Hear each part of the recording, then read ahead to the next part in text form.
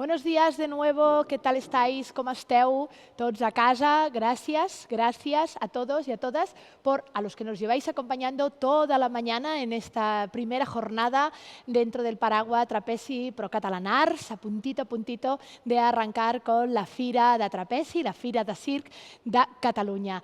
Como os decía, estamos entrando en la tercera actividad de la mañana y saludamos a aquellos que nos habéis acompañado a lo largo de la mañana y os damos la bienvenida a todos y a todas los que os sumáis con nosotros en estos momentos.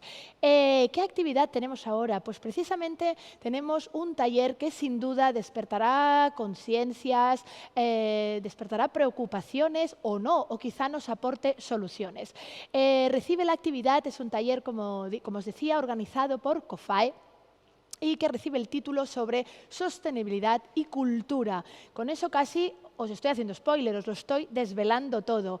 De alguna manera, por desgracia, el tema de la sostenibilidad, el tema del cambio climático está en auge y de alguna manera con este taller lo que se nos pretende es darnos herramientas para demostrar cómo la actividad creativa, la actividad artística puede llegar a producirse respetando el medio ambiente, respetando a las personas, siempre dentro de unos parámetros de sostenibilidad económica. Y hasta aquí no quiero robarle más tiempo a la capitana de este taller, que es Ana Méndez, Mrs. Greenfield, que ella sin duda nos dará parámetros y nos invitará a que pensemos en el tema de la sostenibilidad y la cultura.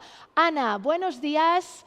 Los compañeros al otro lado de la cámara son tuyos y el taller también. Por lo tanto, adelante y muchísimas gracias por tu participación. Gracias. Pues gracias a vosotros, muy buenos días a todos y a todas. La verdad es que para mí es un gusto estar aquí, estoy aprendiendo muchísimo y la verdad es que es una maravilla. Voy a compartiros pantalla porque he preparado una presentación, porque efectivamente, como bien decía, el tema de la sostenibilidad ambiental y la sostenibilidad social ahora mismo es algo que está en auge dentro del mundo de la cultura, es un compromiso real que se está trabajando. Y bueno, yo quería empezar presentándonos porque yo no me dedico al circo, ya me gustaría, la verdad es que me parece apasionante todos los artistas y todo lo que hacéis. Este es Mrs. Greenfield, nosotras, este es el equipo principal que trabajamos, nosotras somos un equipo de profesionales que vienen por una parte del mundo de la sostenibilidad, pero por otra parte también tenemos gente que viene del mundo de la producción, fundamentalmente producción audiovisual. Esto para nosotras es fundamental porque no podríamos trabajar en el sector cultura si no tuviéramos a gente especializada en ello, porque es un sector con unas casuísticas y con unas derivadas muy particulares. Nosotras nacemos en 2020, nacemos en pandemia, por lo tanto todos los proyectos que hemos hecho de sostenibilidad han sido con todas las restricciones que tenemos por desgracia con la pandemia, que algunas sí que nos perjudican y sí que nos complican bastante la vida, pero os tengo que reconocer que otras, esta situación ha traído otras conductas y otros movimientos que hemos tenido que realizar que la verdad es que favorecen la sostenibilidad. Y quería empezar por eso, ¿no? Muchas veces yo creo que no tenemos claro qué es la sostenibilidad y muchas veces también pensamos en que es algo casi no que sale de la tripa o del corazón, ¿no? Y que es casi un movimiento social que tiene que ir por la lucha de algunos derechos ambientales, de algunos derechos que tienen que ver con especies en peligro de extinción, etcétera. Pero no es así. En la propia definición de la sostenibilidad tienen que convivir tres ejes, tres verticales, que tiene que ver con que la sostenibilidad tiene que ser para las personas que trabajan en los proyectos tienen que estar cuidadas y tienen que estar respetadas. Desde luego también el planeta, que es algo que, como bien se comentaba al inicio, los efectos del cambio climático son devastadores y por desgracia cada vez lo van a ser más a través de unos eventos extremos que cada vez son más brutales en forma de sequías, en forma de tormentas y que afectan desde la producción de alimentos al desarrollo de las actividades económicas o el desarrollo, por ejemplo, de las ciudades, ¿no? Pero la sostenibilidad también tiene que ver con economía. No puede haber sostenibilidad si no existe rentabilidad económica. ¿Y qué quiero decir con esto? Pues algo muy sencillo. Nosotras cuando nos metemos en cualquier proyecto, eh, las acciones que se proponen en pro de la sostenibilidad tienen que poderse hacer. Tiene que haber un presupuesto y tiene que haber una bolsa económica, ¿no? que sustente el desarrollo de estas acciones, porque si no, lo que no puede ser es que la actividad que vayamos a desarrollar o el proyecto que vayamos a hacer, entre comillas, se vaya a pique, ¿no? por la sostenibilidad. Bueno, pues eso no es sostenibilidad. Y digo esto porque para nosotras es muy importante que todo el mundo sepa que la sostenibilidad siempre va a favor de obra. O sea, me explico. Nosotras que trabajamos muchísimo en cine, en producción audiovisual, pero también hemos trabajado un montón en festivales,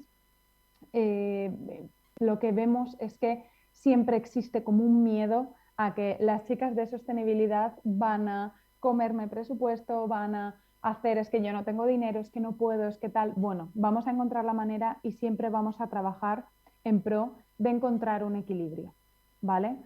Eh, y esto para mí es muy importante, esta idea, porque como digo, tiene que haber un equilibrio entre esas tres patas y tiene que haber un equilibrio entre lo que se puede hacer en cada momento, ¿no? Y aquí os quería traer dos acciones o dos ejemplos de cómo todos y todas podemos formar parte de un cambio hacia la sostenibilidad y cómo al final la sostenibilidad va de personas. Y me da igual que esté en un proyecto, me da igual que esté trabajando en un proyecto súper grande, con una empresa, que no sé qué, me da igual, al final trabajamos con personas. Y aquí os traigo un ejemplo que tiene que ver con dos etiquetas que todos nosotros y todas nosotras podemos identificar y podemos conocer y que nos sirve como consumidores y nos sirve como sociedad para formar parte del cambio hacia lo sostenible. Uno tiene que ver con la producción ecológica y nosotras podemos encontrar esta etiqueta en productos fundamentalmente alimentarios que han sido producidos de una manera respetuosa con el medio ambiente, y el otro, y lo conoceréis todos porque todos llevamos una etiqueta en nuestro vehículo, tiene que ver con las emisiones y cómo es la combustión de los motores de los distintos tipos de coches, y esto nos sirve también para poder identificar, y lo que estamos viendo es que además van asociadas una serie de limitaciones en la movilidad para algunos tipos de vehículos que son muy contaminantes. Entonces, bueno, para nosotras al final lo que quería traer con esto es la idea de que cada pequeña acción cuenta y todo lo que se puede hacer en pro de la sostenibilidad o del camino, porque al final la sostenibilidad es un proceso, es un camino de mejora continua, pues es más que suficiente, ¿no? Otra de las ideas que yo quería traer es que esto es verdad que ahora mismo está en auge, no voy a decir de moda porque no me gusta mucho que se interprete como una moda, aunque también os diré que bienvenidas sean las modas que mejoran el mundo, ¿no? Pero da la sensación de que esto en muchos casos se está empezando a hablar ahora y, y parece que es algo nuevo, ¿no? Bueno, pues no es así. Aquí os traigo las dos publicaciones que empezaron a sembrar el cambio hacia un modelo más sostenible, un modelo social y económico más sostenible. Uno tiene que ver con los límites del crecimiento, que estamos hablando de los años 70, y el otro tiene que ver con nuestro futuro común y es del año 87. Nuestro futuro común, que derivó también en el informe Brundtland, que hizo una especialista a Naciones Unidas, lo que nos traía era la idea de que el crecimiento no puede ser ilimitado y que el desarrollo económico y el consumo de materias primas fundamentalmente tenía que estar regulado para que pudiera ser sostenible y para que no se comprometiera a las generaciones futuras. Y precisamente dentro del otro libro, de los límites del crecimiento, os quería traer esta gráfica, que os la voy a explicar, en la que se hacía una serie de proyecciones ya en los años 70 de qué es lo que podía pasar si el desarrollo económico, si el desarrollo socioeconómico no se veía limitado y no se veía condicionado con ¿qué pasa si se acaban las materias primas que estamos utilizando de manera indiscriminada, ¿no? Y entonces lo que estáis viendo aquí, como veis, es una proyección hasta 2100 y como veis también, y esto explica muchas cosas que os voy a contar ahora, el gran punto de inflexión y donde todas las curvas empiezan a bajar y empezamos a tener un problema, tienen que ver con el 2030. Bueno, pues os diré que estas proyecciones que se hicieron hace varios años, a día de hoy la comunidad científica las mantiene, incluso peores, ¿no? Por eso, en muchos lugares, y ahora hablaremos de ello, habéis oído hablar de que 2030 y para otras cosas 2050 son 2 años críticos en los que o hemos hecho ya cambios y hemos invertido el modelo o nos vamos a ver con serios problemas para poder continuar con la sociedad que hemos construido. Entonces, bueno, para tampoco ser catastrofista, porque efectivamente no pretendo desilusionar a nadie ni hacer ver que estamos fatal, sí que os quería traer una pequeña muestra de qué hemos estado haciendo durante este tiempo, desde estos años 70 y 80 que empezaron a levantarse las alarmas y, como digo, fundamentalmente desde Naciones Unidas se empezó a trabajar en esto. Bueno, pues como sabéis, ha habido un montón de convenciones, ha habido un montón de reuniones, todas esas COP que recordaréis que España acogió una que se iba a celebrar en Chile, pero que por la pandemia no se pudo celebrar por una cuestión de movilidad y que se trajo a España y que fue, la verdad, todo un reto el poder acoger una COP sobre el clima. Y se han hecho un montón de estas, llevamos por la 26, en la que se hacen un montón de acuerdos y que muchas veces se quedan un poco flojos porque hay muchos países que no firman los acuerdos o porque son acuerdos con poca o ninguna vinculación jurídica. Y eso es un problema, porque eso lo que quiere decir es que al final tú puedes firmar el acuerdo, pero luego si no lo cumples no pasa nada, ¿no? Entonces, bueno, esto es una de las cosas que más se ha trabajado, intentar poner de acuerdo a todos los gobiernos y al mundo, porque esto es un problema y es un reto global que tenemos que abordar. Y se han hecho grandes esfuerzos por generar lo que se llaman agendas comunes. En primer lugar, seguramente no habréis, bueno, algunos sí, pero no habréis oído hablar de los objetivos del milenio. Los objetivos del milenio se gestaron en el año 2000 y tuvieron una agenda que se trabajó hasta el año 2015 y que tenía 8 objetivos que, como digo, se trabajaban y eran objetivos verticales de desarrollo social en pro de mejorar el mundo, ¿no? Ahora hablaremos de ello. Y ahora estamos inmersos desde el año 2015 en algo que espero que os suene bastante más, que es la Agenda 2030, los Objetivos de Desarrollo Sostenible, que ahora hablaremos de ello. ¿Qué pasaba con los Objetivos del Milenio? ¿Y por qué fue realmente un fracaso? Bueno, pues porque es una agenda que se planteó como una agenda de donantes y receptores. Fue una agenda que se planteó como que los países desarrollados, ¿no? Que es un término bastante complejo y controvertido, tenían que dar y tenían que ofrecer su desarrollo a los países en vías de desarrollo. Entonces esto ya de primeras, el marcar esa desigualdad, pues es algo que no siempre sienta muy bien y que desde luego no anima a la cooperación y no anima al compromiso. Entonces, este fue uno de los grandes problemas que tuvo esta agenda, el tratar esa desigualdad, ¿no? y el tratar al final la sostenibilidad como desde los que más saben y los que más avanzan enseñan a los que menos saben, ¿no? Cuando todos sabemos que esa no es una realidad y todos vemos esos supuestos países desarrollados cometer atrocidades ecológicas y sociales eh, con bastante frecuencia. Entonces, bueno, cuando terminó en el año 2015, cuando terminó este periodo de los Objetivos del Milenio, Naciones Unidas lo que se planteó es generar una encuesta a nivel mundial. A mí me encantaría que alguno de los asistentes hubierais participado en esta encuesta, que tenía que ver con qué queremos, ¿no? ¿Cuál es el mundo que queremos? Al final la ambición es muy grande, tiene que serlo, porque estamos ante un reto que marcará el futuro de la humanidad, y son palabras muy grandes, pero es la realidad. Y entonces de esta encuesta mundial, al final lo que salió es esta agenda que os comentaba. No sé si reconocéis este símbolo, muy probablemente lo habéis visto en la solapa de la chaqueta de Pedro Sánchez, en la solapa de la chaqueta de un montón de ministros, de otros ministros y otros presidentes de gobierno también de países europeos, pero también os quería traer dos ejemplos de cultura, dos ejemplos de dos personas comprometidas con el desarrollo sostenible, que además son relevantes en el mundo de la cultura y que lucen este pin que al final habla, como os digo, de un compromiso con Naciones Unidas y con una agenda que lo que pretende es salvar a la humanidad, que como digo, son palabras muy, muy grandes, pero es la realidad. Entonces, bueno, ¿qué pasa con esta agenda para 2030?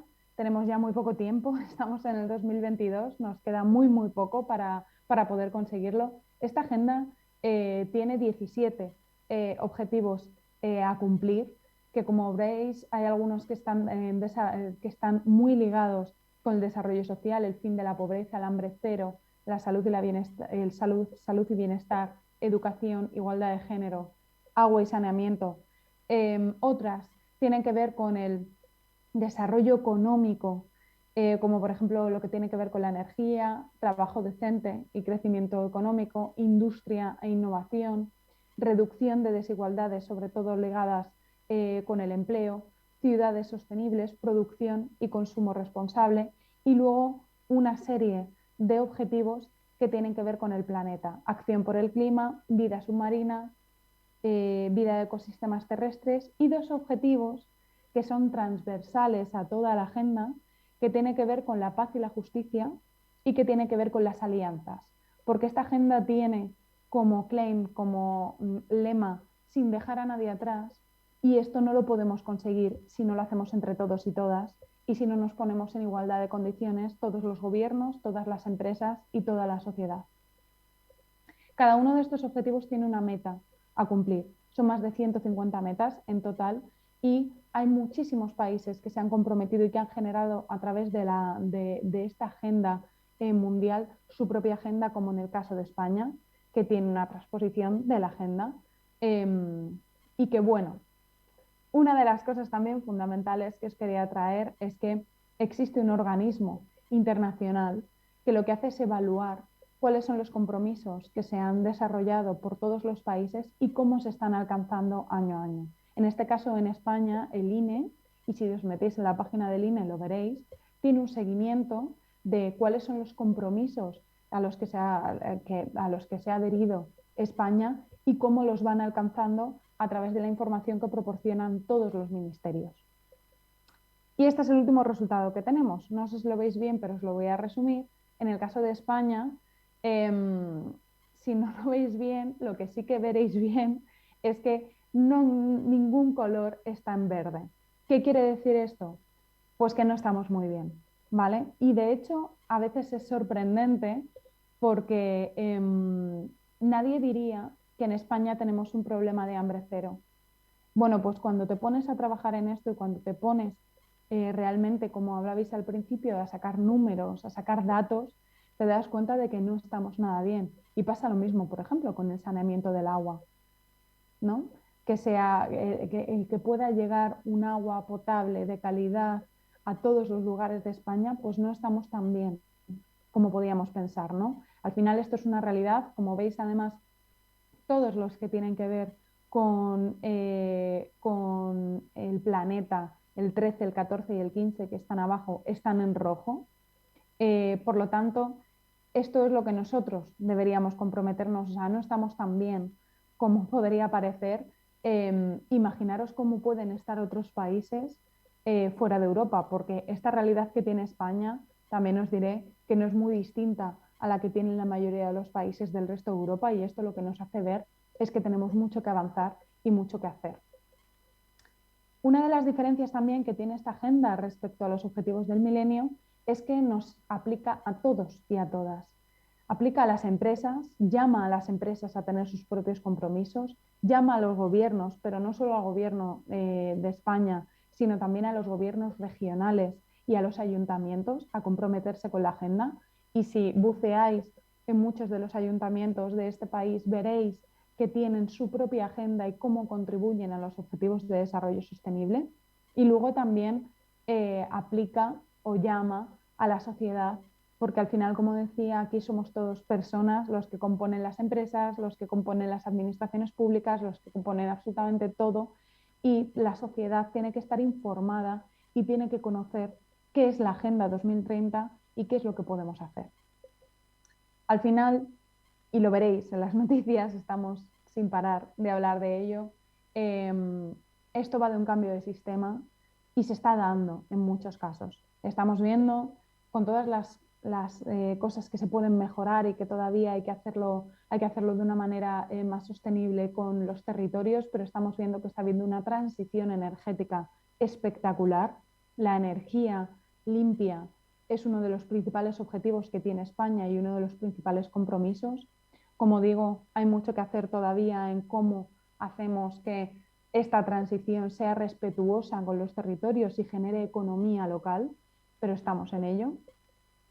También tiene que ver, y en España somos grandes productores de alimentos, y tiene que ver con cómo hacemos una transición hacia un modelo de alimentación local, dejar de consumir o de traer productos de fuera y dejar también de exportar, porque al final hay una desigualdad muy grande en España. Producimos un montón de alimentos que estamos exportando y estamos importando esos mismos alimentos porque la mayoría de lo que nosotros hacemos se va fuera, ¿no? No pasa por aquí. Entonces, ¿cómo cambiamos esto y cómo empezamos a ser productores ya no solo que den servicio, que den productos al país, sino también de qué manera producimos, ¿no? Todo este boom que está habiendo de una agricultura y una ganadería extensiva, ecológica, respetuosa con los ecosistemas y respetuosa también con los animales, pues es algo fundamental y es un cambio importante que se está dando.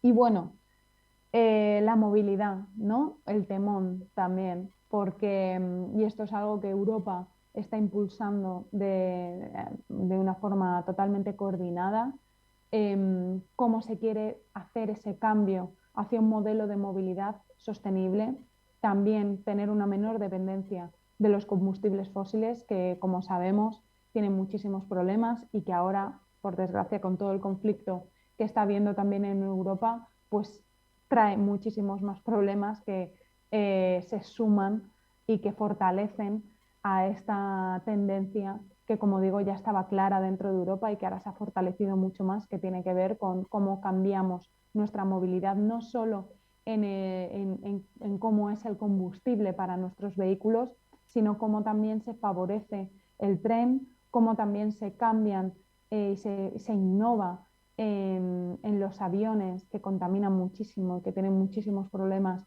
y efectos sobre el cambio climático. O sea, no solo pensemos en el coche, sino también en otros tipos de movilidades. Y también os diré que hay grandes proyectos muy ilusionantes que tienen que ver con cómo reorganizamos las ciudades para algo que se llaman las ciudades de los 15 minutos y las ciudades de los 45 minutos, que lo que quieren decir es que al final nosotros hemos generado ciudades en las que tenemos la zona del comercio, la zona del trabajo, la zona residencial, y lo que se quiere potenciar es volver a que tú a 15 minutos de donde vives puedas tener la mayoría de los servicios y que a máximo 45 andando o en bici puedas tener centros de trabajo donde poder trabajar, ¿no? Esto, como digo, es muy complejo porque habla de cómo reorganizamos nuestras ciudades y cómo hacemos un cambio para también favorecer la conciliación, para favorecer el tiempo de las personas de disfrute, para favorecer la vida, ¿no?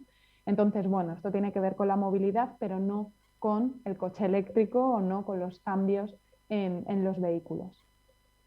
Bueno, entonces, ahora, el temón. Hablamos de cultura. Aquí os quería traer, porque lo he querido aproximar a los festivales, porque las actividades que vosotros hacéis creo que pueden ser bastante similares respecto a impactos ambientales y sociales con lo que puede ser un festival. Nosotros hemos trabajado en varios festivales, grandes y pequeños, desde un Iberseries, un Platino Industria que se hizo en Madrid en Matadero y es una locura porque te traes a gente de América Latina y es una locura, mogollón de invitados y tal y no sé qué, a festivales más pequeños, como por ejemplo el Festival Punto de Vista, que es un festival sobre documentales, que es una maravilla. Y bueno, pues os quería traer un poco también para que vosotros pudierais ver, vale, y esto en mi día a día y esto de la sostenibilidad, ¿cómo lo puedo aplicar? ¿No? Como hablábamos al principio, poder dar soluciones. Hasta ahora, nosotros lo que veíamos es que el mundo de la cultura lo que estaba desde luego era comprometida con la sensibilización, ¿no? Conocemos un montón de intervenciones artísticas de todo tipo que se han hecho en multitud de ciudades. Esto es Venecia, que lo que quiere traer esta escultura es una reflexión sobre la fragilidad de la ciudad frente al cambio climático, en este caso frente a las inundaciones, que es un problemón para la ciudad. Esta, por ejemplo, es una intervención que se hizo en la Ría de Bilbao, que habla también sobre este tema de las inundaciones, de las aguas torrenciales y que lo que quiere es hacer una reflexión sobre cómo nos estamos ahogando, ¿no? Con este sistema que hemos generado y con esta sociedad consumista que hemos generado. Y hasta ahora, hasta hace poco, el sector cultura estaba, como digo, muy centrado en esto, ¿no? En generar piezas, en generar espacios de cultura en el que se sensibilizara, en el que se tratara pues, el tema del cambio climático, el tema de la desigualdad, muchos de temas sociales y ambientales, pero como digo, desde el tema de la sensibilización. Bien, pues esto cambia cuando surge la Agenda 2030, los Objetivos de Desarrollo Sostenible. Desde el Ministerio de Cultura se llama al sector cultura y se les dice, señores, señoras, tenemos que implicarnos, esto no puede ir solamente de la industria, pues eso, energética, farmacéutica, de las construcciones, etcétera. La cultura tiene que posicionarse y la cultura tiene que hacer un camino también hacia la sostenibilidad y tenemos que empezar a producir y dar nuestros productos y nuestros servicios de una manera más sostenible. Entonces, este documento lo tenéis accesible a todos, hacia una cultura sostenible, que es una guía práctica para integrar la Agenda 2030 en el sector cultura.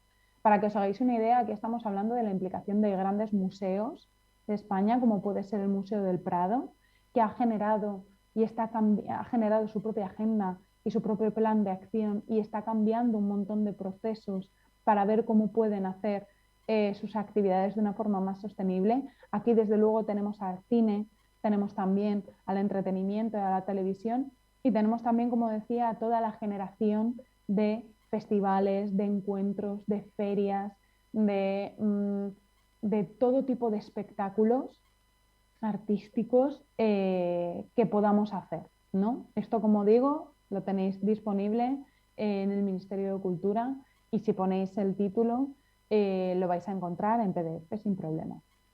Entonces, cuando se llama al sector cultura, por una parte se llama a la administración pública, a todos los niveles que están trabajando con la cultura, se llama también al sector privado y al sector privado además desde un punto de vista muy integrador porque se llama desde a freelance, a autónomos, hasta pymes culturales y a la industria y aquí se mete también, que la habréis visto porque ahora mismo con el cine está muy en auge, a todo el sector turístico, porque al final una de las cosas que se quiere fomentar con la Agenda 2030 en España al menos es aunar todo lo que tiene que ver con cultura y turismo y generar un vertical que trabaje únicamente en cómo la cultura de nuestro país también tiene un refuerzo y tiene un reflejo en el turismo que atraemos a España. Entonces, por primera vez se ha generado un vínculo muy, muy grande.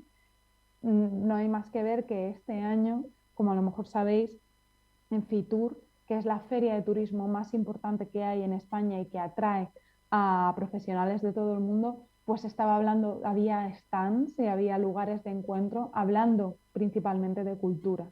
Eso nunca había ocurrido. También se llamó y se convocó a la sociedad civil, asociaciones, fundaciones, voluntariados y organizaciones no gubernamentales fundamentales para poder trasladar problemas o soluciones a la hora de hacer el sector cultura más sostenible, a creadores de contenidos, a artistas, autores, intérpretes, comisarias, y a lo que se denomina el cuarto sector, que sería todas estas organizaciones que trabajan por una economía social, distintos clústeres, media labs, redes que trabajan en pro de la cultura. Y estos serían lo que se denominan los agentes directos, que se convocan a trabajar por la sostenibilidad. Y luego hay unos actores indirectos que participan menos, pero que sí que pueden aportar ideas o sí que pueden aportar en el diagnóstico y en el desarrollo de necesidades, ¿no?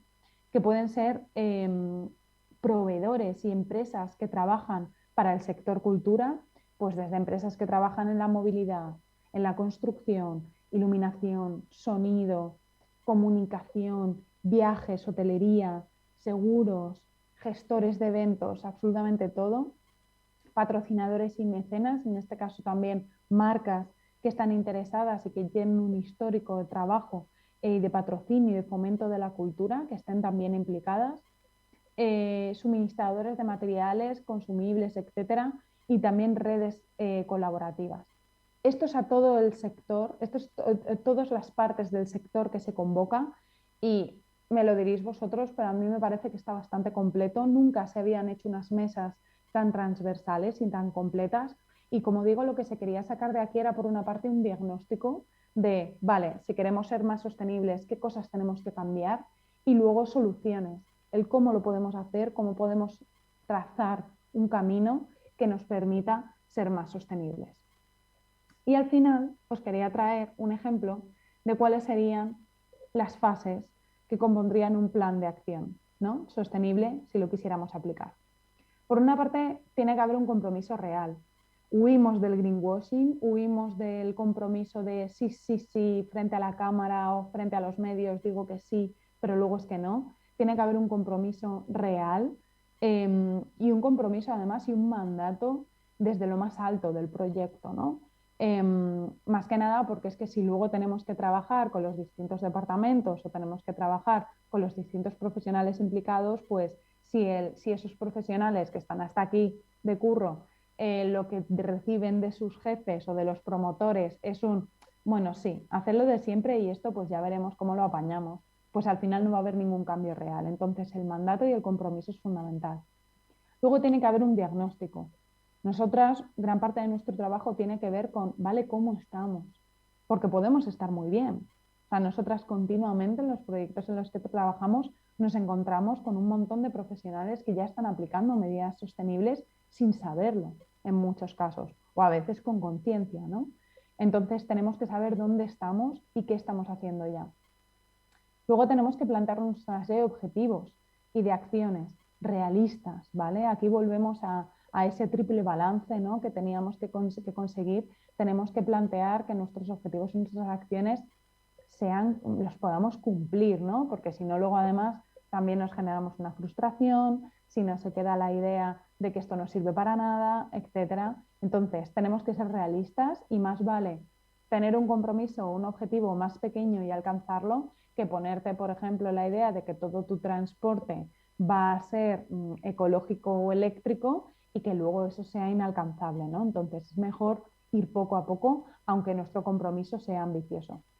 Luego lo que es muy importante es poder evaluar. Nosotras otra de las cosas que hacemos es auditar. Es decir, si en la preproducción o en la preparación de un proyecto, me da igual cuál sea, hemos generado compromisos, acciones, tal, luego tenemos que medir, tenemos que tener unos indicadores que nos permitan medir si lo que nos hemos comprometido y lo que hemos dicho que íbamos a hacer, lo hemos hecho. Ya no solo para poder tener un seguimiento y ver si los objetivos los hemos cumplido, sino para poder aprender, y esto se llama gestión adaptativa, y poder conocer si lo que no se ha cumplido o no se ha cumplido porque hemos pasado, que muchas veces no es el caso, la gran mayoría, sino que han surgido algunos problemas, algunos imprevistos que han impedido que se pudieran hacer algunas acciones.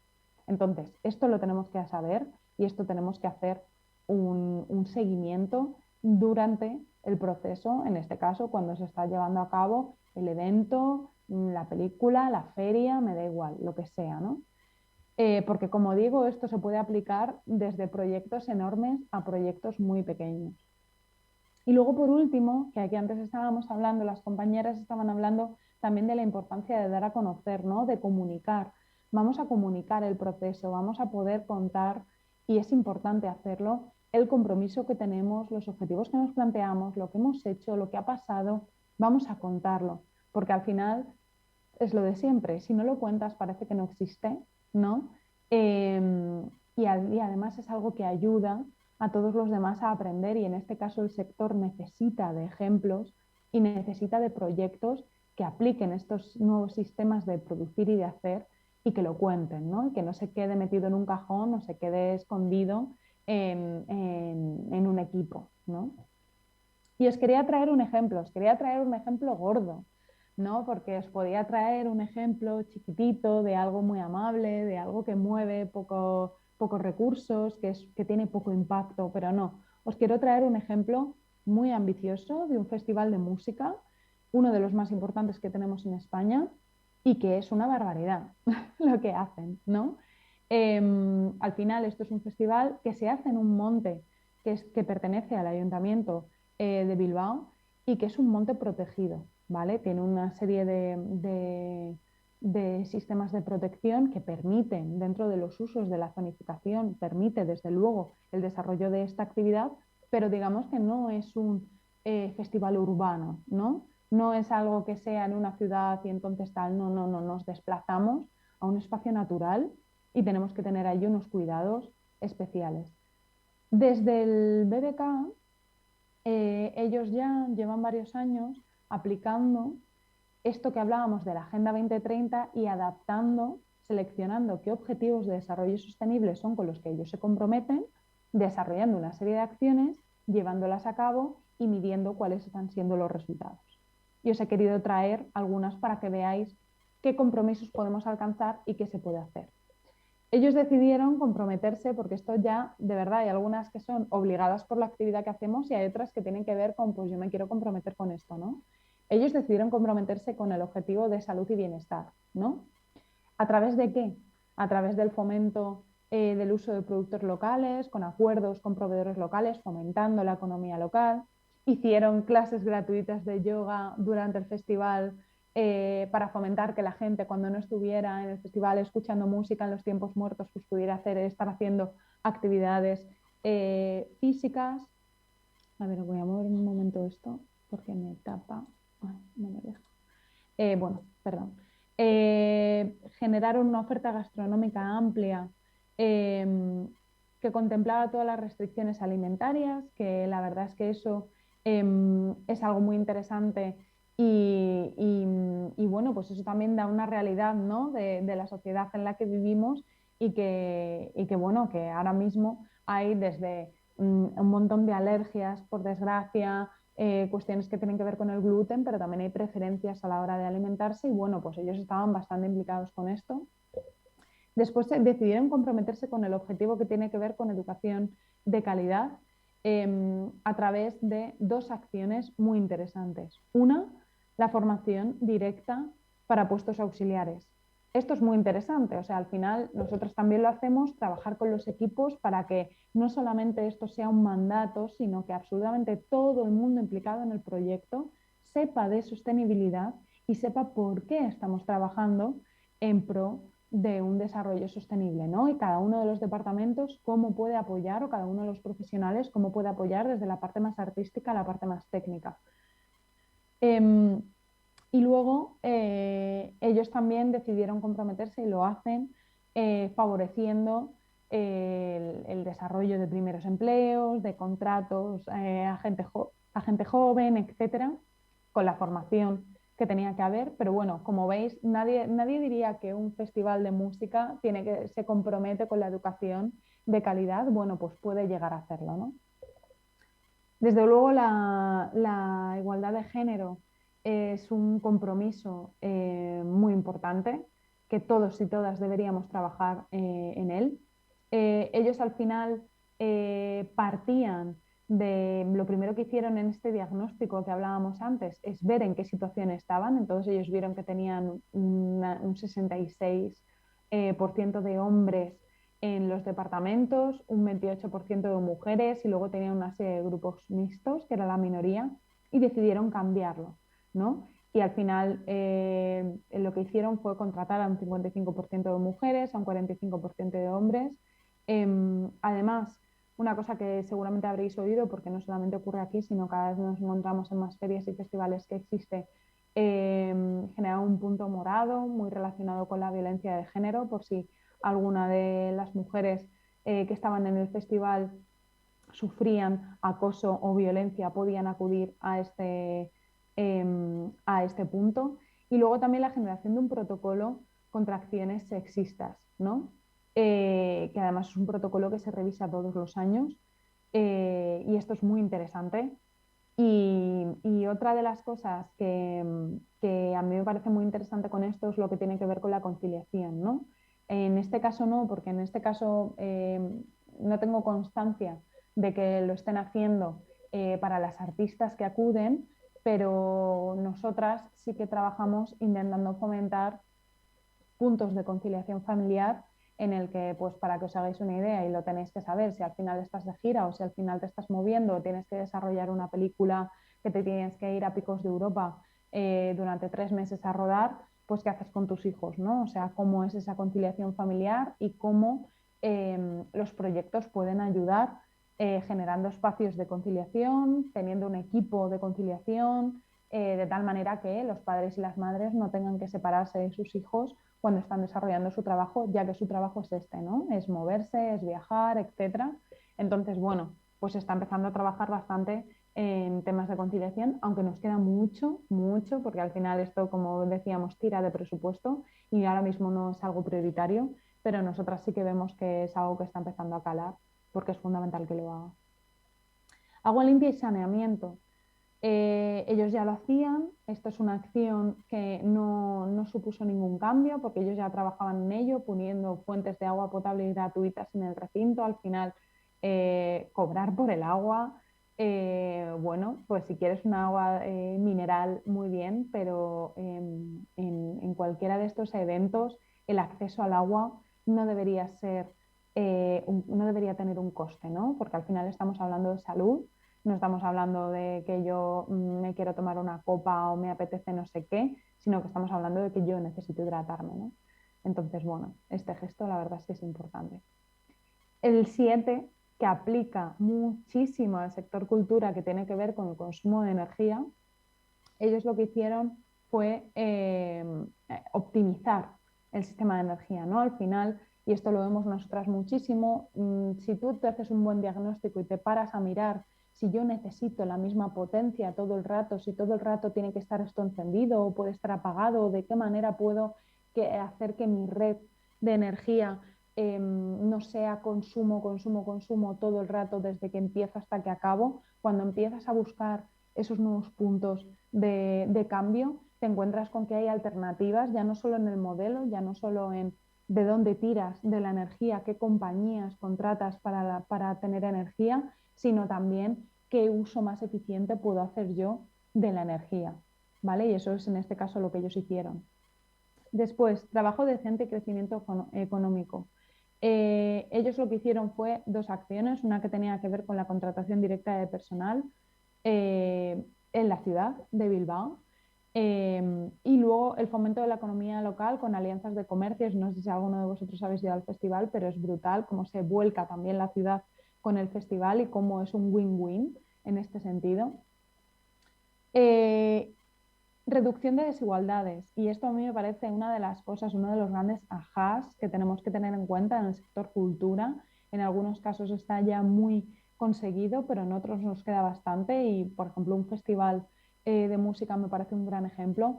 El que sea accesible a personas con movilidad reducida, ¿no? El que cualquiera pueda disfrutar de la cultura aunque tenga movilidad reducida. Esto es algo, es un punto bastante fundamental, y en un festival como este, que se mueve tantísima gente, que el acceso, como digo, no es es directamente desde la ciudad, pero te tienes que desplazar, pues este fue uno de los puntos de trabajo más importantes que ellos hicieron, y la verdad es que es uno de los grandes logros y de las cuestiones que ellos, con las que ellos se sienten más orgullosos. Y luego también esto que hablábamos de las ciudades, ¿no? Este gran objetivo de desarrollo sostenible que tenemos. Em, Al final el BBK es Bilbao y Bilbao en muchos aspectos es el BBK cuando llega el verano. Entonces, junto con el ayuntamiento, se desarrolló una estrategia conjunta de turismo sostenible y cultural, de tal manera que para la ciudad había un objetivo brutal de conseguir que la gente viniera, pero que no venga de cualquier manera, ¿no? Sino cómo hacemos compatible con los ciudadanos y ciudadanas, los vecinos y las vecinas, con que haya un respeto por el continuo de la ciudad y con que la gente que está trabajando, viviendo, disfrutando de la ciudad también pueda seguirlo haciendo aunque esté este festival, pero que el festival también sea un punto de encuentro y cómo podemos atraer a la gente. Hay otro festival que se da también en el País Vasco, en Vitoria, en el que, por ejemplo, una de las cosas que se hace, y el BBK también lo está haciendo, es dar también conciertos o dar espacios de cultura dentro de la ciudad de cara a que los vecinos y las vecinas puedan disfrutar de esa semana o de esos días eh, en pro de, pues como digo, de la música, de la cultura, del festival. Esto también sé que se hacen un montón de ferias, en un montón de encuentros y festivales, ya no solo en el recinto, sino a lo largo de la ciudad se plantan algunos espacios en el que los artistas pueden contribuir y pueden enseñar lo que hacen a los vecinos, a las vecinas, y es una manera también de implicar y de agradecer a la gente de la ciudad el que ponga su ciudad a esto, ¿no? Esto es uno de los objetivos a los que el sector cultura también más aplica, que lo sepáis, el 12, el de producción y consumo responsables, en el que podemos reutilizar materiales, estamos hablando de vasos, estamos hablando de lanyards, acreditaciones, etcétera, la cantidad de plástico, la cantidad de residuo que se genera en un encuentro como este es espectacular, de residuo de un solo uso, de estoy usando mi lanyard en mi acreditación durante una semana y luego la tiro y se acabó. Y si me la llevo a casa, la tiro también, ¿no? O termina en un cajón muerta de asco. Bueno, pues de qué manera podemos volver a reutilizar desde la organización estos materiales para que no sea algo de un solo uso. Como decíamos, la formación y la sensibilización es fundamental por parte del equipo, que todos estemos remando en la misma dirección. Todo lo que tiene que ver con vajillas y con vasos, cantimploras, etcétera, bolsas, merchandising, todo esto que efectivamente se genera muchísimo papel que se utiliza para hacer folletos, tal. Ahora mismo tenemos un montón de tecnología y tenemos un montón de opciones menos contaminantes, que no va con imprimir un folleto, que no va con dar bolsas de plástico, con tener vasos de plástico o de cartón, me da igual, de un solo uso. Sé que el COVID o la COVID no ha ayudado con esto, pero bueno, es fundamental que tengamos ese chip en la cabeza de cómo nos lo podemos trabajar para que desde el merchandising a todo lo que utilizamos en la producción de nuestro evento intentemos reutilizar todo lo posible, ¿no? Y luego otro temón que tiene que ver con el tema de los residuos. Entonces, por una parte, cómo consumimos para generar la menor cantidad de residuos posibles, pero luego también cómo gestionamos de una forma correcta nuestros residuos y cómo nos aseguramos, ¿no?, de que las cosas se están separando correctamente y que si tenemos una empresa que hemos pagado, nos hemos dejado el dinero en que nos gestionen los residuos, pues cómo hacemos también que nos asegure que ha hecho una gestión correcta, si hay residuos peligrosos que han tenido que tirar en algún punto limpio, cómo nos aseguramos, como digo, de que ya que hemos pagado este dinero a estas gestoras, bueno, pues que se utilicen correctamente y que efectivamente hagan lo que prometen, ¿no? Pues la gestión de residuos en todo este tipo de eventos, la verdad es que es bastante fundamental. Y luego, bueno, todo lo que tiene que ver con acción por el clima, ellos estuvieron muy implicados con la optimización de, como decíamos, de la red eléctrica para reducir las emisiones de carbono. Hicieron un seguimiento y una medición de la huella de carbono del festival para poder ver cuánto han emitido, ¿no?, Luego el tema del transporte, cómo generamos un transporte colectivo, en este caso con la colaboración del ayuntamiento, poniendo en este caso autobuses que lo que hacían es reducir, ¿no?, la cantidad de coches y de desplazamientos individuales que se dan. Y luego el intentar fomentar el uso de vehículos energéticamente eficientes. Sé que esto es una de las cosas más caras y una de las cosas más complicadas de implementar, pero vamos poco a poco. Es decir, si nosotros sabemos que tenemos una furgoneta que va a estar haciendo 1000 viajes porque es la que lleva a todos los artistas, porque es la que más se mueve, tal, no sé qué, no sé cuántos, pues vamos a intentar ir a por esa furgoneta, intentar que esa furgoneta sea lo más sostenible posible y el resto, bueno, pues ya iremos poco a poco, ¿no? Pero como decía antes, al final esto va de pequeños esfuerzos y es mejor poder hacer algo que no hacer nada, ¿no? Entonces, bueno, en este caso, a la hora de reducir emisiones, y es muy importante también medir la huella de carbono. ¿Por qué insisto en esto? Ahora mismo el sector cultura está en un punto en el que no sabe cuánto emite. Nadie sabe cuánto emite una película, cuánto emite un festival, cuánto emite una serie, cuánto emite una obra de teatro. Nadie sabe nada, ¿no? Entonces, ahora mismo es fundamental, y desde el Ministerio de Cultura y desde el Ministerio para la Transición Ecológica y el Reto Demográfico insisten muchísimo. El ICA y un montón de ayudas y subvenciones que si habéis optado a ellas te piden que midas la huella de carbono, es uno de los requisitos que en algunas ayudas ya está, y si no lo va a estar, el motivo por el que se está pidiendo esto todo el rato es porque se necesita sacar esa información, se necesita saber cuánto emite el sector cultura. Y no os voy a engañar, el objetivo final que tiene eso para dentro de años, no ahora mismo, es regular las emisiones igual que en el resto de sectores industriales.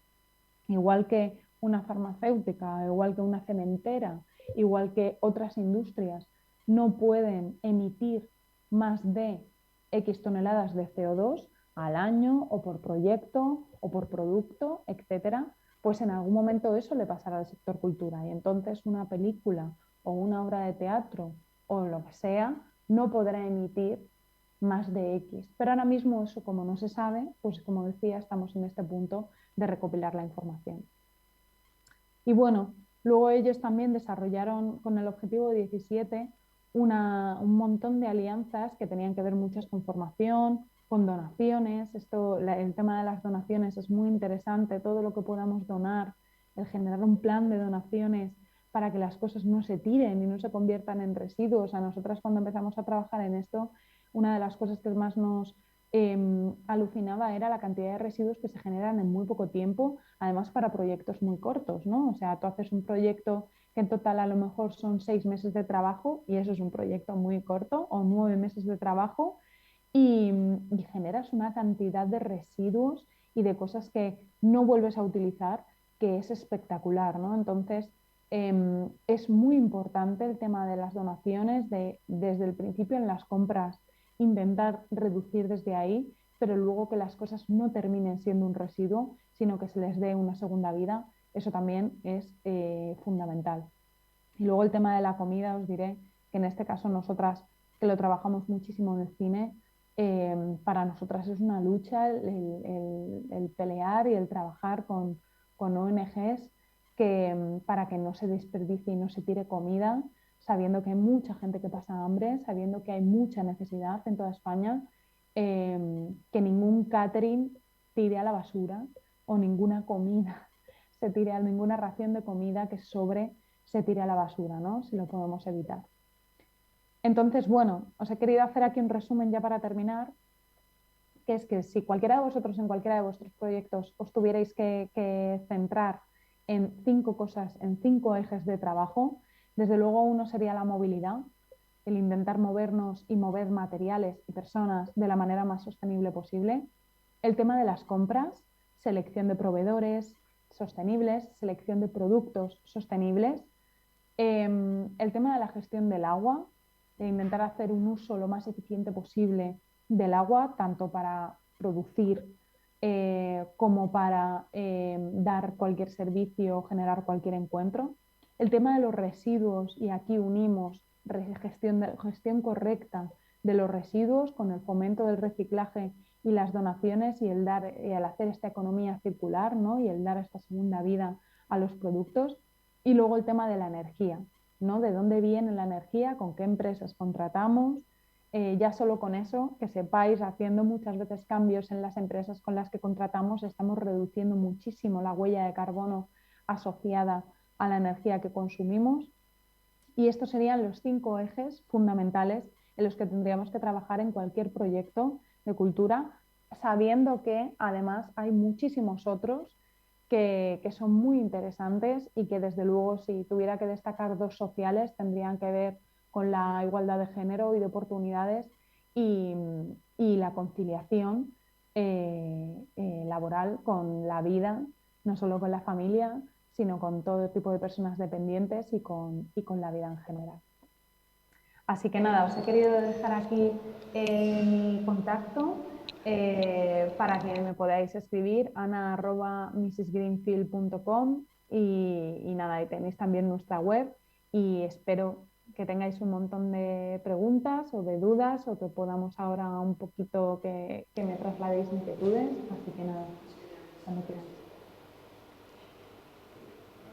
Ana, muchísimas gracias. Sin duda ha sido interesantísimo.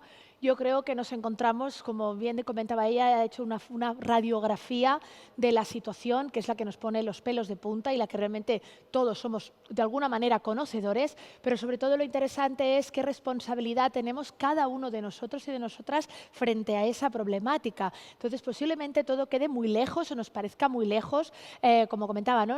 Partiendo, por ejemplo, de la organización de un festival, de poco bastante tenemos con poderlo coordinar, pero fijaros en lo que ella comentaba, ¿no? Está bien poner la mirada en esos 5 ejes, porque posiblemente cada uno de nosotros desde nuestro festival o desde la creación de nuestro espectáculo podemos poner nuestro granito de arena. De cara a las acreditaciones, por ejemplo, ¿no? Comentábamos la cantidad de plástico que podemos llegar a desechar, pero últimamente ha aparecido una nueva modalidad que son estas acreditaciones en cartón que llevan sus semillitas incorporadas y son para poderlas plantar y hacer crecer unas plantas aromáticas en tu jardín o en tu terraza. Con lo cual, bueno, poner la mirada en ese detalle, si eso nos lo aplicamos cada uno de nosotros, pues ya de alguna manera iremos avanzando hacia ese futuro mejor y que el único problema grave, el más grave de todo de este problema es que es urgente poner medidas.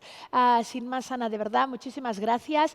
Sobre todo, muy importante dejarnos tu mail, dejarnos tu contacto para que, como bien nos invitaba ella, a hacer preguntas, porque entre todos es una cuestión de tener ideas y de ponerlas en práctica. Entonces, a menudo, quizá la idea la ha tenido otro compañero o compañera y solo tenemos que replicarla en nuestro festival o en nuestro acto cultural.